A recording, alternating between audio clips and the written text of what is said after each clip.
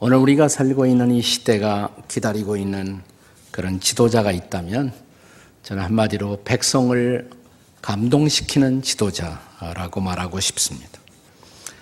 과거에 인도의 간디 같은 분이 그런 지도자가 아니었나 싶습니다. 그는 자기의 조국인 인도를 영국 식민지 통치에서 해방시키기 위해 철저하게 폭력을 배제한 비폭력 운동과 또 시민 불복종 운동을 선택했습니다. 그는 자기의 정당한 주장들이 사람들의 이기심으로 외면당할 때마다 단식하고 기도하며 사람들의 양심에 호소했습니다. 그는 모든 종파, 모든 파벌을 포용했고 지배자인 영국에게도 신사적으로 대했습니다. 그는 노예들과 여성, 노인과 어린아이들의 친구였습니다.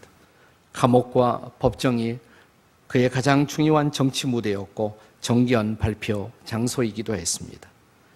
그는 실로 모든 계층의 사람들을 감동시키는 지도자였습니다.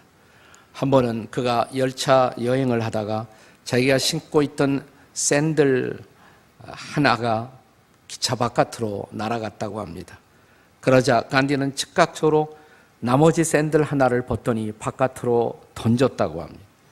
왜 그렇게 하시냐고 묻자 그는 조용히 미소 지으면서 누군가가 가져다 쓰려면 짝이 있어야 하지 않겠느냐 라고 대답을 했다고 합니다. 사람들은 이런 그에게 별명을 붙여주었습니다. 마하트마 간디, 위대한 혼 간디라고. 그는 나의 인생이 곧 나의 메시지이다. My life is my message 라는 유명한 말을 남기기도 했습니다. 나는 간디가 모방했던 그의 운동의 방식이 바로 성경에 나타난 하나님의 방식이었다라고 믿고 있습니다. 하나님은 전능하시고 또 절대자이신 하나님이시지만 그는 결코 자신의 힘을 과시하지 않으시고 또 사람들의 마음을 강제하는 방식으로 세상을 경영하지 않으십니다. 그런 하나님이 우리에게 보기에는 때때로 답답해 보기도 합니다. 때때로 그래서 하나님은 무능하고 무력한 신, 세상의 불의를 허용하고 마냥 기다리기만 하시는 하나님처럼 우리에게 보여지기도 하십니다. 금년으로 우리 민족은 일본 식민지 통치 아래에서 해방된 지 광복 70주년을 맞이합니다. 그러나 해방과 함께 초래된 남북 분단의 비극을 극복하지 못한 채로 우리는 해방 70주년을 준비해야 하는 역사적 기로 앞에 서 있습니다. 이런 역사적 시점에서 우리 민족이 기대해야 할 유일한 희망이 있다면 저는 이 민족을 향한 하나님의 감동하심이라고 믿고 있습니다. 우리는 예배에 참여할 때마다 예배의 끝머리에 소위 축도를 받습니다. 축도는 보통 이렇게 마무리 짓지 않습니까? 지금은 우리 주 예수 그리스도의 은혜와 하나님 아버지의 사랑과 그 다음에 성령의 감동하심, 이렇게 축도가 마무리 지어집니다. 한국 초대교회 야사에 보면 선교사, 한국에 온 지 얼마 안 되는 선교사 한 분이 아직 설교는 못해도 축도는 할 수 있다고 생각했습니다.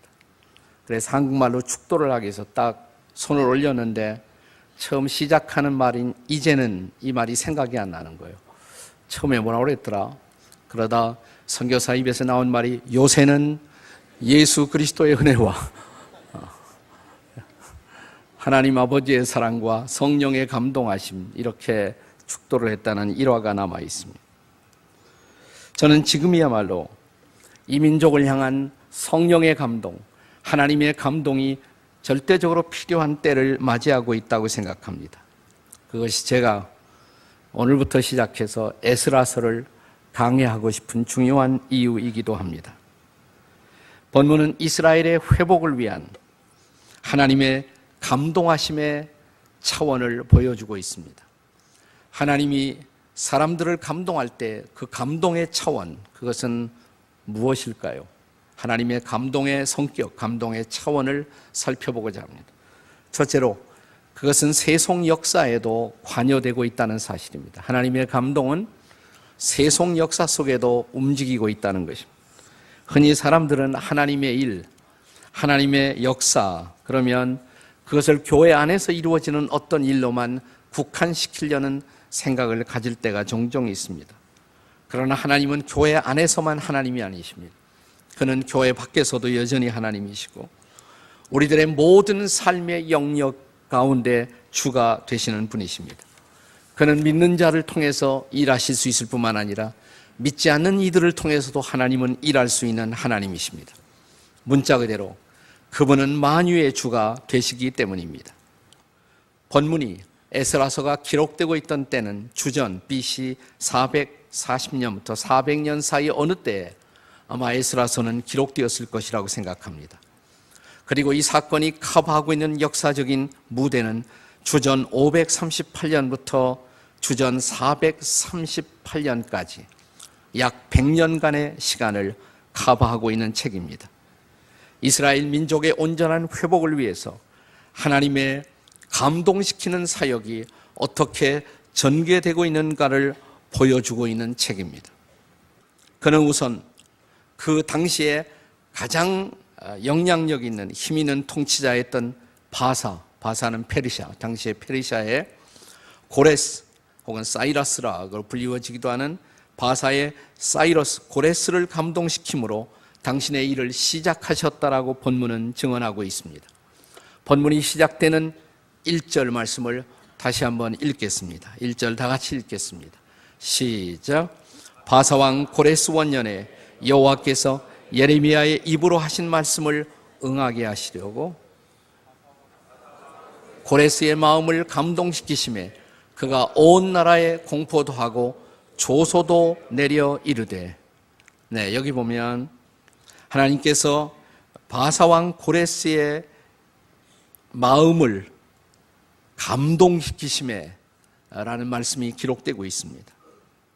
당시 고레스는 이 말씀만 딱 보면 하나님의 감동을 받았다 그러니까 신앙이 좋은 그런 사람처럼 생각이 될 수도 있습니다. 우리가 생각하는 그런 신앙의 지도자는 아니었습니다. 역사는 그가 자신의 성공을 위해서는 어떤 신이든 찬양할 마음이 있었고 자신의 제국의 평화를 위해서라면 어떤 신의 축복도 구할 준비가 되어 있었던 그런 다원주의적 종교인의 성향을 가지고 있었던 왕이라고 전해주고 있습니다. 그는 그가 정복하는 정복지의 모든 신들을 인정했고 또 각 민족의 신앙을 존중하는 방식으로 제국의 질서를 유지하고자 했던 왕이었습니다. 그는 결코 우리처럼 유일신을 신봉하는 그런 신앙의 사람은 아니었습니다.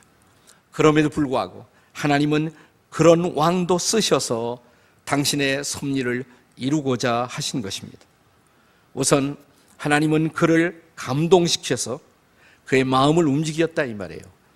하나님이 이 고레스라는 왕의 마음을 움직이셔서 자기 백성 이스라엘의 70년 포로 생활에서 자유를 허락하십니다.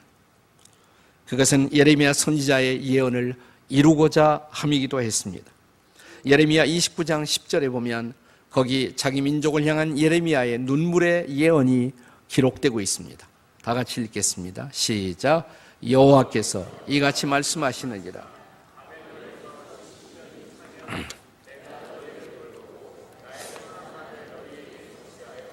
너희를 이곳으로 돌아오게 하리라. 아멘이십니까?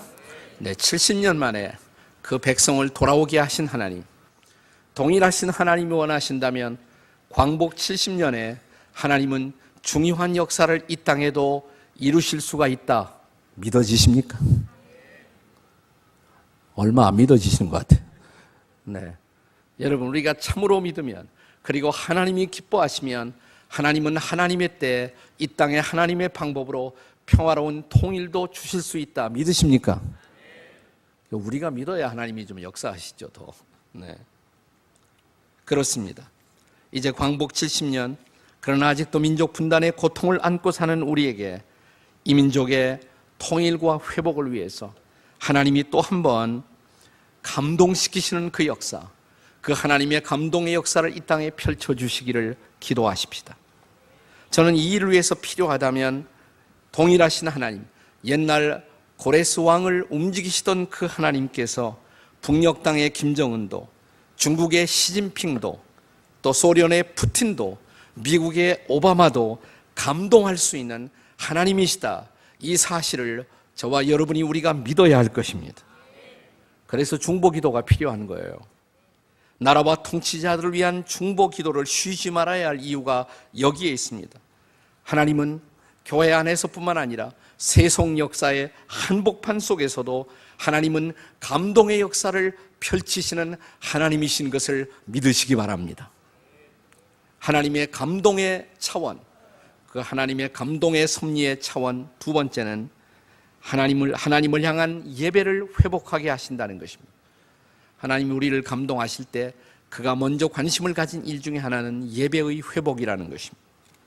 고레스를 향한 하나님의 감동은 포로에서의 자유, 또 시온의 땅으로의 복귀, 거기에서 끝나지 않고 이제 파괴된 무너져 있던 성전을 건축하도록 명령하십니다. 본문의 2절입니다. 우리 2절 말씀을 다 함께 같이 읽겠습니다. 2절 함께 읽습니다. 시작.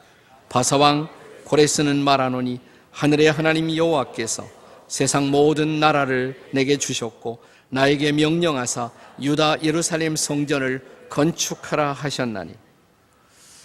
역사가들은 아마도 고레스가 당시 유태인들의 환심을 사기 위해서 아마 성전 건축의 명령을 내렸을 것이라고 진단하고 있습니다. 그러나 이미 1절 말씀에서 우리가 본 것처럼 성경은 그것이 하나님이 고레스의 마음을 감동시킨 결과였다라고 증언하고 있습니다. 그렇다면 성전이 건축된다는 것은 이스라엘 백성들에게 있어서는 어떤 의미를 갖는 것일까요? 그것은 또 하나의 건물이, 거룩한 건물이 지어졌다, 거기서 끝나는 것이 아니에요. 그보다 더 중요한 의미가 있습니다. 건물 하나 지어지는 게 무슨 대단한 거예요. 중요한 것은 거기서 하나님을 향한 온전한 예배의 회복이 이루어질 것에 대한 기대, 그것이 중요한 것입니다. 그렇습니다. 물론 예배라는 것은 건물이 없이도 가능할 수 있습니다.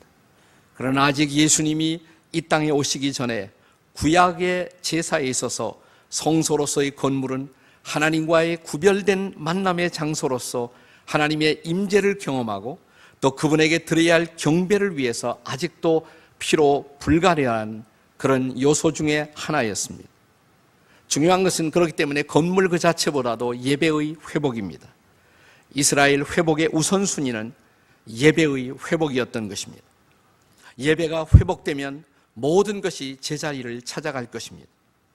그래서 신약 로마서 12장에 보면 바울이 믿음으로 의롭다함을 받은 그리스도인들의 새로운 삶의 우선순위가 뭐냐? 우리가 의롭다함을 받고 구원받았으면 가장 중요한 것이 뭐냐? 로마서 12장 1절은 영적 예배를 드리는 것이다, 이렇게 말하고 있습니다. 자, 로마서 12장 1절 말씀 기억하시지요? 다 같이 시작. 그러므로 형제들아, 내가 하나님의 모든 자비하심으로 너희를 권하노니 너희 몸을 하나님이 기뻐하시는 거룩한 산 제물로 드리라. 이는 너희가 드릴 영적 예배니라. 구약의 제사이든지 신약의 예배이든지 그 핵심이 뭘까요? 핵심은 자신을 하나님께 드리는 거예요. 우리 자신을 온전히 제물로 드리는 것입니다. 우리가 하나님께 드려질 때 하나님이 우리를 사용하실 수가 있는 것입니다. 우리를 축복하고 우리를 쓰실 수가 있는 것입니다. 그때부터 우리의 온전한 삶, 하나님이 기뻐하시는 삶이 이루어져 가는 것입니다. 우리가 주께 온전히 드려지지 않았을 때 어떻게 주께서 우리를 쓰실 수가 있겠습니까? 그러므로 그리스도인들에게 있어서 가장 중요한 것, 무엇보다 먼저 첫째로 성공해야 할 것은 예배의 성공이에요. 그리스도인들은 예배부터 성공해야 합니다. 예배에 성공한다는 것은 하나님과 바른 관계가 설정되는 것을 의미합니다. 그것이 바로 그리스도인의 삶이 출발하는 기본, 베이식이라고 할 수가 있습니다. 예배를 등한히 하는 사람은 결국 하나님의 인도를 경험하지 못하고 인생의 장에서 표류할 수밖에 없습니다. 그러므로 과거 청교도들에게 있어서 예배의 의무는 삶의 우선순위였던 것입니다. 그들에게 있어서 주일에 하나님을 온전하게 예배하고 성도들과 교제하며 선한 일에 힘쓰는 주일 성수는 우리들의 성화를 위한 가장 중요한 삶의 방편이었던 것입니다. 예배가 무너지면 교회도 무너집니다. 예배가 무너지면 우리의 삶도 무너집니다. 유럽의 세속화는 그렇게 왔던 것입니다. 나는 이 땅의 세속화도 온다면 그렇게 올 것이라고 생각합니다. 그러므로 우리는 성령께서 다시 한번 이 땅의 성도들에게 그 무엇보다 예배 회복에 감동을 주시기를 기도합니다. 우리의 마음속에 예배를 예배되게 하는 것, 예배를 내 삶의 가장 중요한 첫째 자리에 놓는 것, 예배가 회복되면 저는 교회도 회복되고 그리고 민족도 회복될 것을 믿습니다. 통일도 올 것입니다. 먼저 우리의 예배가 회복되기를 주의 이름으로 축원합니다. 하나님의 감동에 또 다른 한 차원이 있습니다. 하나님이 감동할 때 그는 교회 밖 세상 한복판 속에서도 일하시고 무엇보다 그는 예배 회복을 위해서 일하시고 세 번째로 하나님의 감동은 하나님의 사람들을 이제 헌신하게 하십니다. 고레스를 향한 하나님의 감동은 이스라엘 백성들이 시온회로 복귀할 것과 성전 건축을 명하시는 데서 또한 끝나지 않았습니다. 더 나아가 성전을 건축하는 이 일에 대해서 하나님의 백성들이 헌신하도록 그들의 마음을 움직이십니다. 여기 불신자인 고레스가 하나님의 백성들에게 헌신을 요구하고 있다는 아이러니한 사실을 한번 생각해 보십시오. 마치 이런 얘기입니다. 불신자가 신자에게 제발 예수 잘 믿으라고, 제발 신앙생활 잘하라고 불신자가 신자들에게 촉구하는 모습을 한번 연상해 보십시오. 이것이 하나님의 저는 유머라고 생각해요. 본문의 3절 말씀을 읽겠습니다. 3절 말씀을 다 같이 읽겠습니다. 시작. 이스라엘의 하나님은 참신이라. 너희 중에 그의 백성된 자는 다 유다 예루살렘으로 올라가서 이스라엘 하나님 여호와의 성전을 건축하라. 그는 예루살렘에 계신 하나님이시라. 고레스는 이제 포로되었던 그 자리에서 자유함을 얻은 이스라엘 백성들에게 유다 예루살렘으로 올라가 성전을 건축하라고 명령하고 있습니다. 원한다면 고레스는 자기 힘으로 여호와의 성전을 건축하도록 도울 수도 있었을 것입니다. 그러나 여호와의 백성된 이스라엘 백성들이 이 일을 감당해야 한다라고 그는 말하고 있습니다. 하나님의 일은 언제나 하나님의 백성들의 자발적인 기쁨과 헌신을 통해서 이루어져야 한다는 것, 이것이 바로 성경적 봉사의 원리인 것입니다. 하나님의 영은 불신자 고레스를 감동시키면서도 이 원칙을 지키고자 하신 것입니다. 다시 본문의 4절 말씀을 보십시오. 4절 다 같이 읽겠습니다. 시작. 남아있는 백성이 어느 곳에 머물러 살든지 그곳 사람들이 마땅히 은과 금과 그 밖에 물건과 짐승으로 도와주고 그 외에도 예루살렘 세울 성전을 위하여 기쁘게 드릴지니라. 여기 중요한 말씀은 기쁘게 드릴지니라는 명이십니다. 기쁘게 드리는 헌신, 이 헌신을 하나님은 기대하시고 이런 헌신을 하나님은 또한 기쁘게 받으신다는 것입니다. 이것은 신약 성경에 와도 변하지 않는 그런 성도들의 헌신의 원리 혹은 헌금의 원리로 가르쳐지고 있습니다. 고린도후서 9장 7절의 말씀을 보실까요? 같이 읽겠습니다. 시작. 각각 그 마음에 정한 대로 할 것이요 인색함으로나 억지로 하지 말지니 하나님은 즐겨내는 자를 사랑하시는지. 억지로 해서는 안 된다고. 하나님은 즐겨내는 자를 사랑하신다고. 우리 교회가 창립 초기부터 우리는 주일 헌금을 이렇게 돌리지 않고 연보대를 돌리지 않고 공헌함에 드리고 들어오게 한 것도 같은 원리 때문입니다. 아무래도 헌금 바구니가 돌아가다 보면 옆에 있는 사람, 다른 사람의 시선을 의식해서 억지로 지갑을 열어 억지로 드릴 가능성이 충분히 있지 않습니까? 하나님이 그런 헌금을 기뻐 받으실까요? 그래서 스스로 자원해서 기쁨으로 드리고 오도록 헌금함 제도를 우리 교회는 처음부터 선택한 것입니다. 그런데 이런 또 헌금 방식을 잘못 남용해서 아예 헌금에 무관심하거나 헌금하지 않는 습관을 갖게 된다면 그것 또한 매우 불행한 일이 아닐 수가 없습니다. 흥미로운 것은 성경에 나타난, 복음서에 나타난 한 가난한 과부가 2렙돈을 드리는 장면을 성경이 기술하는 방식을 주목해서 한번 읽어보십시오. 마가복음 12장 41절입니다. 같이 읽겠습니다. 시작. 예수께서 헌금함을 대하여 앉으사 무리가 어떻게 헌금함에 돈 넣는가를 보실세. 어느 날 예수님은 예루살렘 성전에서 사람들이 헌금함에, 옛날 예루살렘도 그렇게 되어 있었단 말이죠. 바깥에 헌금함이 있었고 들어와서 제사를 드리고 예배를 드리는 방식으로.